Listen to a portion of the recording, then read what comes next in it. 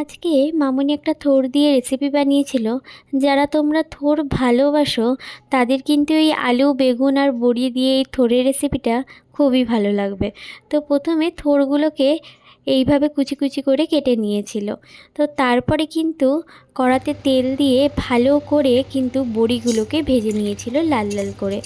তারপরে লাল লাল করে ভেজে তুলে নিয়ে কিন্তু ওই কড়ার মধ্যেই তেল দিয়ে কিন্তু অল্প করে এলাচটাকে থেতো করে কিন্তু ফোড়ন দিয়ে দিয়েছিল। তার মধ্যে কিন্তু কুচি কুচি করে কেটে রাখা আলুগুলোকেও প্রথমে কিন্তু ভেজে নিয়েছিল, একদম লাল লাল করে ভেজে নিয়ে কিন্তু তুলে দিয়েছিল।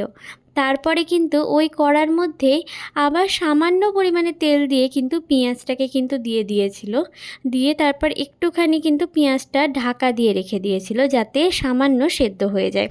তারপরে এই টমেটোটাকে দিয়ে দিয়েছিল, টমেটো দিয়েও কিন্তু একটুখানি ঢাকা দিয়ে রেখে দিয়েছিল যাতে তাড়াতাড়ি সেদ্ধ হয়ে যায়। তো তারপরে কিন্তু এর মধ্যে মশলাগুলো অ্যাড হচ্ছিল।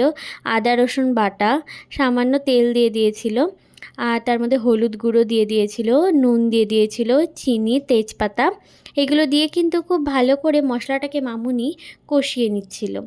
কষানোর পরে কিন্তু ওর মধ্যে এবার সমস্ত কিছু অ্যাড হবে। এরকম যেরকম বেগুনটাকে অ্যাড করে কিন্তু এর মধ্যে কষাচ্ছিল, বেগুনটা কিন্তু আগে থাকতে মোটেও ভাজিনি। তো তারপর কিন্তু এই থোড়টা কিন্তু এখানে অ্যাড হবে।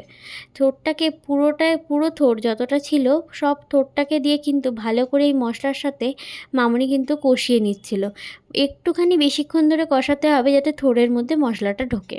তারপর কিন্তু ওর মধ্যে আলু আর বড়িটা দিয়ে দিয়েছিল, যেটা আগে থাকতে ভেজে রাখা হয়েছিল।